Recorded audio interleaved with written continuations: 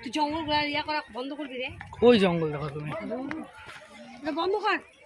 মোবাইলটা পুরো স্টোরেজ করতেছে। আরে তুমি চিল্লাও কেন, চুপচাপ থাকো না।